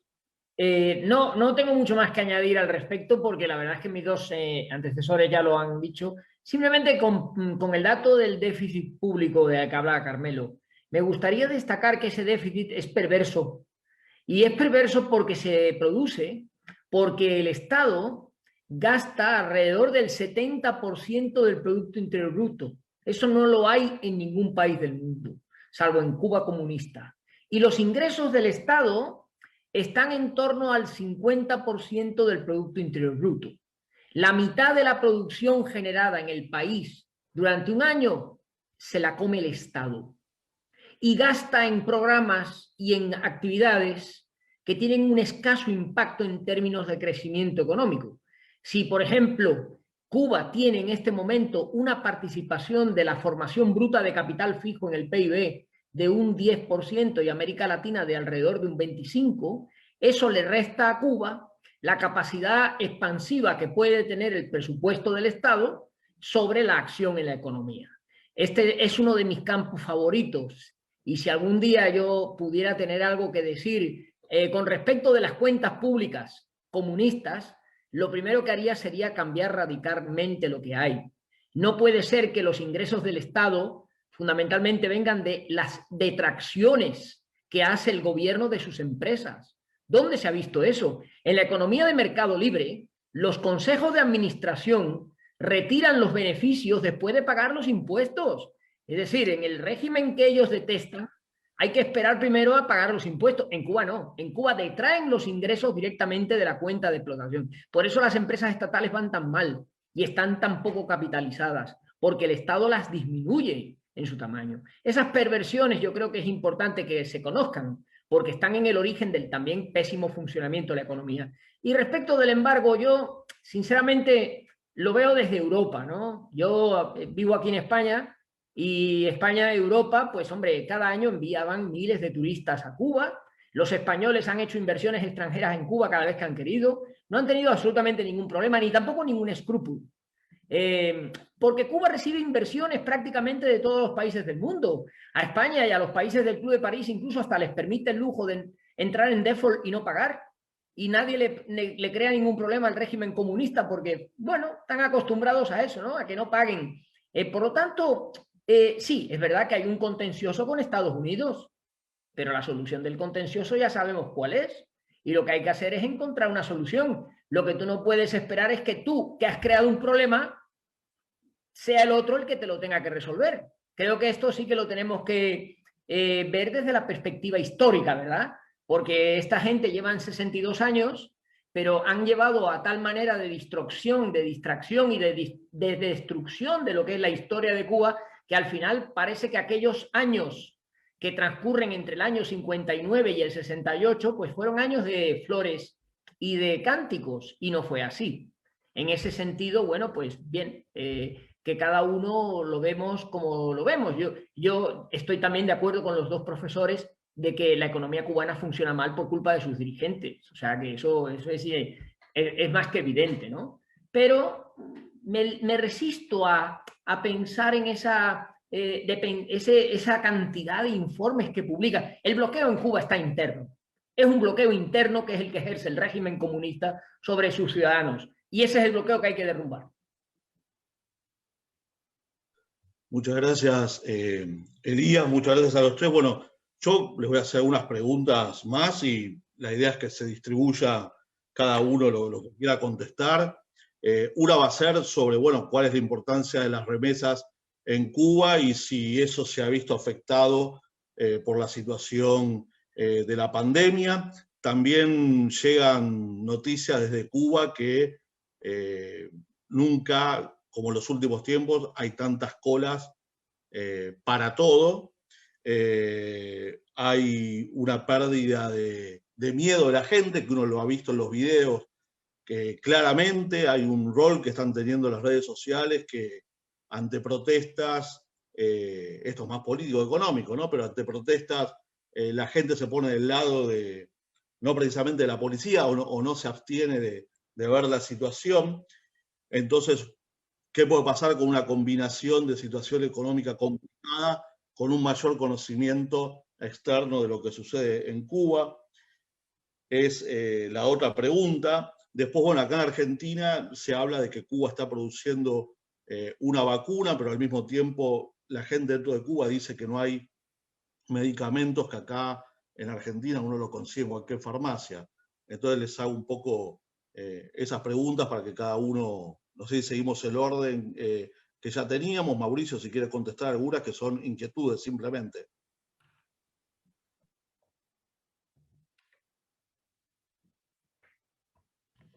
Tiene su micrófono silenciado, Mauricio. Sí, ya me di cuenta. Sí, a ver, bueno, pues hace rato las remesas, siempre ha sido difícil estimar el valor de las remesas porque desafortunadamente desde hace mucho rato el gobierno cubano mantiene un apagón estadístico y muy celoso ese apagón estadístico en la balanza de pagos. La balanza de pagos no se publica totalmente, es decir, no se le publica la cuenta de capital y financiera, pero las remesas que entrarían en la cuenta corriente, de todas maneras, se ponen ahí en un ítem general que es el de las transferencias unilaterales, y uno puede estimar que la mayor parte de esas transferencias unilaterales son las remesas. Pero adicionalmente a esto, esa balanza en cuenta corriente se publica siempre con 2 años de retraso, más el año de retraso que tiene la publicación del anuario estadístico.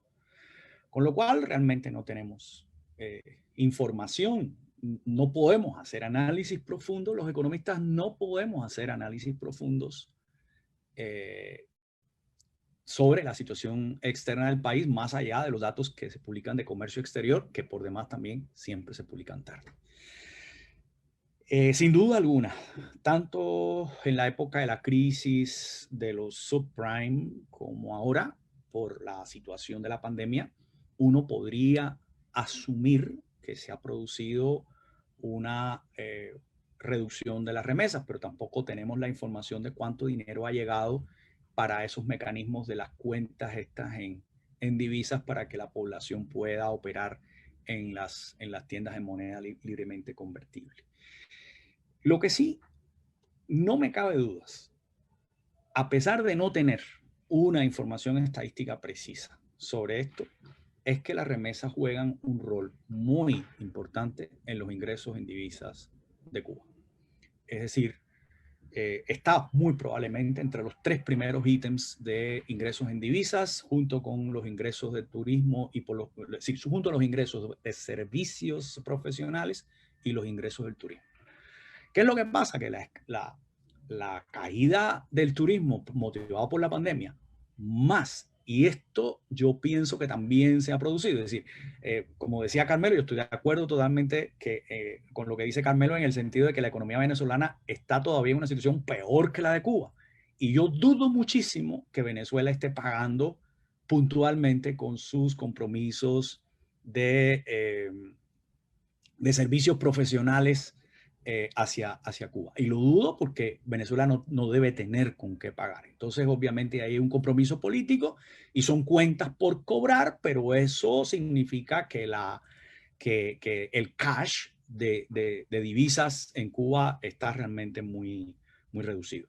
Y precisamente por eso es que con la adopción de la medida de moneda libremente convertible, el gobierno le ha apostado a esta vía como una tabla de salvación para disponer de unos recursos en divisas duras para operar las necesarias importaciones que tiene que afrontar. Es decir, en estos momentos de caída violenta del turismo y de caída que estoy suponiendo, porque no tengo información sobre eso, de los pagos de los servicios profesionales, por lo menos en el caso venezolano, no necesariamente tiene que ser en el caso de otros países, pero el peso específico de Venezuela en los servicios profesionales que Cuba vende al exterior es muy alto.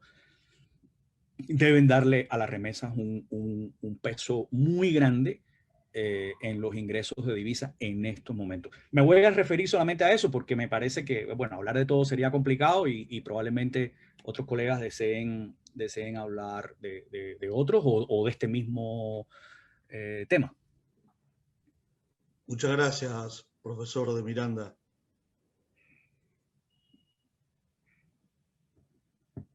Carmelo. Sí, bueno. Tengo una pregunta extra para usted también. Yo quisiera referirme a la remesa porque considero que esto es fundamental. Estoy de acuerdo con el apagón estadístico, pero la remesa sea sistemáticamente. Emilio Morales ha hecho cálculos sobre las remesas en Cuba y las divide en dos. Una es remesas monetarias y la otra es remesas en forma de comida y alimentos. Bueno, cuando se suman las dos estamos hablando de 7.000 millones de dólares, pero solamente las remesas en efectivo serían alrededor de 3.5 billones americanos, 3.500 millones españoles, americanos, etc. Y eso sería el segundo ingreso en divisas del país. O sea, primero sería la venta de servicios profesionales, mayormente de salud, que por cierto, yo he documentado que Venezuela, por supuesto, era el principal comprador y he documentado cómo esos ingresos han ido cayendo a través del tiempo. Es muy curioso que esta serie que publica Emilio Morales ha sido citada por dos prominentes economistas cubanos. No voy a decir los nombres, pero tengo esa documentación. O sea que, de esta forma, en trabajo sobre remesas, de esta forma, esto se toma como un punto en Cuba, porque yo creo que ni el gobierno cubano ni la CIA saben exactamente cuánto es, pero de acuerdo 100% con Mauricio de que son extremadamente importantes, pero no solo en términos del ingreso del gobierno de Cuba, sino en términos de que sin la remesa la población cubana no podría subsistir. No podría subsistir porque el nacimiento, la libreta, solamente cubre un porcentaje muy reducido. Hay algunas estimaciones de que llega a los primeros 10 días del mes y después es imposible. Ahora, con el incremento enorme de la inflación, la situación es mucho peor. O sea que las remesas son esenciales. Y una de las cosas que hizo Trump fue ponerle un límite a las remesas. Como había hecho, por cierto, antes Bush hijo, ¿no? Aunque hay estos topes a la remesa son muy difíciles de implementar. Por ejemplo, no lo pueden recibir los miembros del Partido Comunista, no lo pueden recibir los militares, pero hay muchas formas. Pero bueno, eso lo puso. Una cosa que se me olvidó decir y y que es importante, es que yo he estado en contra del embargo desde el año 1965, desde el año 1965, y muchos de mis amigos dejaron de hablarme después de eso. Y esa declaración la hice desde Miami, para colmo de remate. Y si alguien está interesado en ver mi análisis del impacto de las medidas de Trump dentro de esas causas diversas, diferenciando periodos, etcétera, hay un trabajo que yo publiqué en el Instituto Mexicano de Estudios Internacionales. Y yo con mucho gusto les mando enlaces para que lo puedan leer.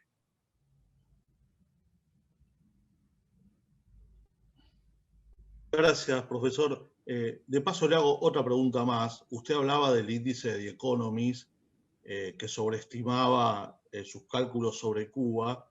Después también usted habló de el peso que tiene el Estado en la economía de Cuba, las empresas estatales. Y mi pregunta es sobre el índice de percepción de la corrupción que hace Transparencia Internacional, que parece como que siempre sale bastante bien parado Cuba, ¿no? Entonces, ¿qué opinas sobre digamos, cómo califica ese índice de percepción de la corrupción a Cuba?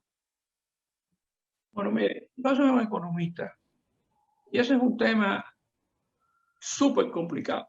Hay economistas cubanos como, por ejemplo, Sergio Díaz Briquet y Jorge Pérez López, que han escrito libros sobre eso. Yo no tengo experiencia sobre ese tema y no me gusta opinar en cosas que no conozco. Bueno, muchas gracias. Elías, no sé si quieres agregar algo más a las preguntas. Si me permites, sí, porque Kenia preguntó a través del chat sobre cuál es la situación actualmente de las remesas y si se sigue siendo el caso en el que solo se puede mandar dinero. A ver, por lo que yo conozco, aquí en España tú vas a una oficina de correos, que hay miles, y a través de Western Union, porque Correos en España es un agente cualificado de Western Union, tú le mandas a la gente en Cuba el dinero que quieras, que no hay problema ninguno. Luego al llegar allí les llaman, les avisan, van a la oficina correspondiente y cobran. Y hoy está funcionando así. Bueno, luego también pregunto porque el año pasado hubo una restricción y yo tuve que... Los bancos... Tuve un amigo en Cuba con una necesidad muy grande y tuve que mentir y decir que era familiar, porque sí, ¿no? Entonces pregunto cuál es la situación ahora. Aquí en Estados Unidos es igual, supongo. No lo sé, Estados Unidos no te lo puedo decir. Carmelo, los bancos ¿sabes? españoles todos transfieren dinero a Cuba y hacen incluso transferencias a las nuevas cuentas en moneda libremente convertible que tú sabes que se abren en Cuba ahora y que la gente pone ahí la plata para luego comprar con las tarjetas de débito en las tiendas. Y en ningún banco español te van a poner ninguna pega, al contrario, el coste de la transferencia es muy bajo. Sale más caro. Aquí no. Sale más caro procesar el cheque que te envían que hacer esa transferencia. Creo que el otro día me lo comentaba un compañero aquí en Valencia, un amigo mío cubano, $10. El problema de las remesas en Cuba, que su importe efectivamente lo conocemos gracias a los trabajos de Emilio Morales y tenemos buena información sobre eso. El problema es que los cubanos cuando reciben las remesas, a diferencia de un guatemalteco o de un dominicano o de un mexicano, no las pueden capitalizar. Esa remesa se tiene que gastar en gasto de consumo. No se puede dedicar a montar un ahorro, un plan de pensiones, un plan de jubilación, una fórmula de ahorro que les permita construir viviendas, que les permita ser dueños de campos para producir, como pasa en otros países del mundo. Por ejemplo, en España hay empresas que mandan dinero de los ecuatorianos que están trabajando aquí al Ecuador y con ese dinero están construyendo pisos para esa misma gente, apartamentos en Ecuador. Eso en Cuba no se puede hacer, el régimen comunista no permite la propiedad privada. Y por tanto esa de remesa solo sirve para pasar un fin de semana en la playa.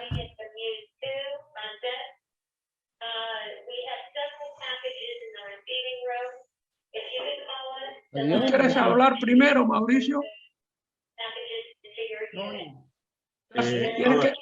Tienes que quitar. ¿Ya había terminado? Estamos en los últimos minutos. No, es que me ha interrumpido una voz que no sabía muy bien quién era.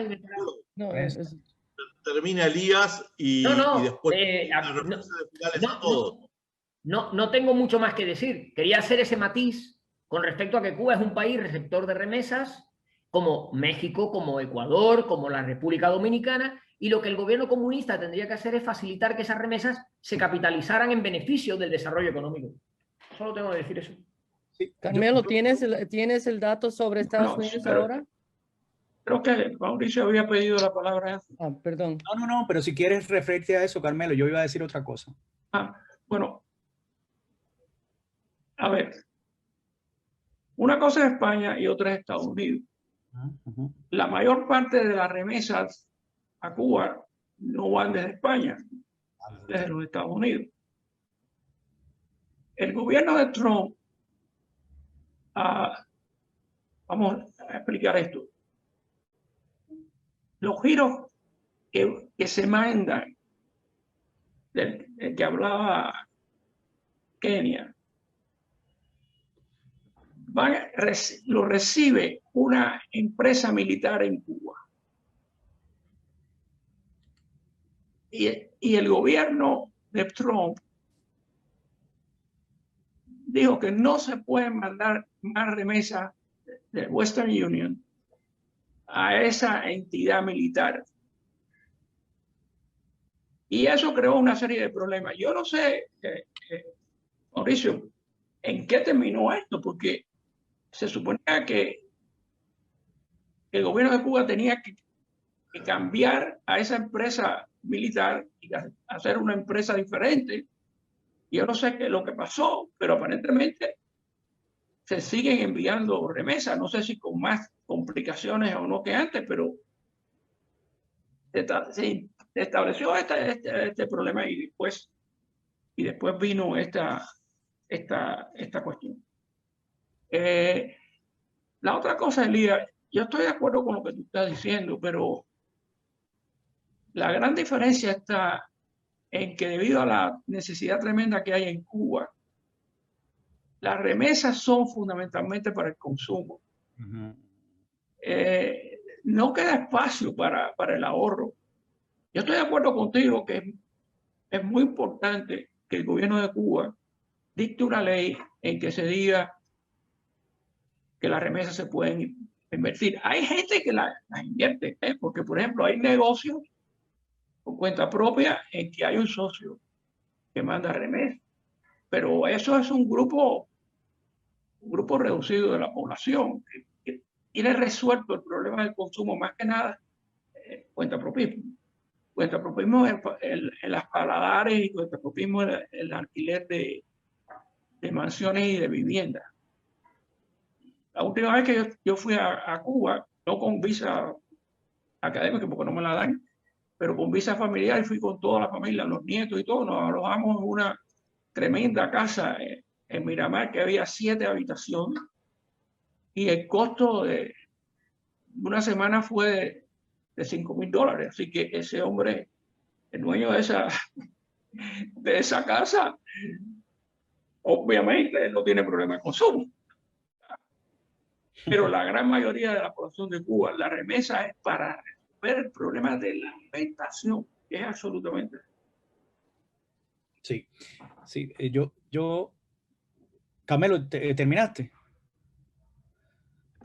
Sí, no, lo único que quería mencionar, yo estoy de acuerdo con Carmelo en el sentido de que la mayor parte de las remesas van al consumo, pero que una pequeña fracción de dueños de paladares y de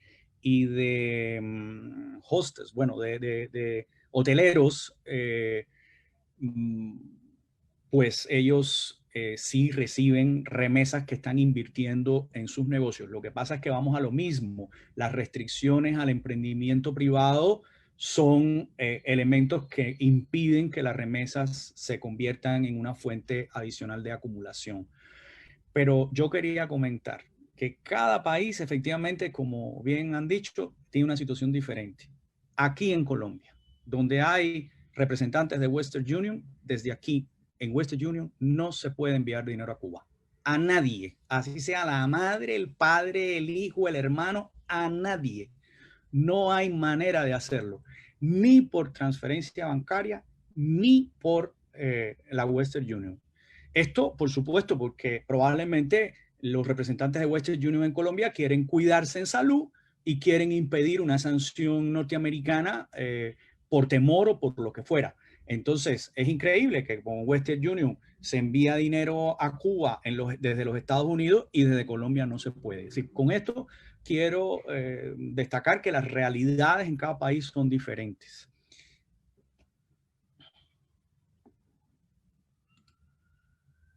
Bueno, no sé si alguien quiere agregar algo más o brindar una reflexión final. Para mí un placer haber moderado este panel. Le agradezco mucho a Cuba en plural. Obviamente hice la pregunta del embargo porque yo estoy en contra también, pero el gobierno de Cuba atribuye todos sus problemas a eso, ¿no? Entonces era una pregunta obvia para escuchar sus puntos de vista, que coincido plenamente con los tres. No sé si alguien más quiere hacer un comentario, una reflexión. Muy agradecidos por la participación. Si alguien quiere agregar algo más. Muchas gracias. Bueno, muchas gracias, profesor Mauricio Miranda. Muchas gracias, profesor Carmelo Mesa Lago. Muchas gracias, Elías Amor. La verdad, súper agradecido de haber moderado este panel, aprendí muchísimo, no sé cuántas notas tomé, así que bueno, me dio mucho para pensar y sobre todo la participación de ustedes y sus análisis muy valioso, más teniendo en cuenta la situación que a uno le llega, que se vive desde Cuba, y bueno, sus análisis nos ayudan a entender un poco más los desafíos que enfrenta durante esta pandemia en particular. Así que bueno, desde mi lado, muchas gracias a mi colega Vicky Maineri por toda la logística, y bueno, y a los que estuvieron siguiendo este panel sobre economía, sociedad y ciudadanía, y creo que en una hora, si no me equivoco, empieza un nuevo panel. Muchas gracias. Muchas gracias por la oportunidad de poder dirigirnos a la ciudadanía en Cuba en este primera conferencia. Soy yo el que estoy agradecido por esta posibilidad. Gracias. Muchas gracias. Muchas gracias. Muchas gracias a todos. Gracias a todos. Muy interesante. Gracias a los tres de nuevo y bueno, nos encontramos en una hora. Un placer. Hasta luego.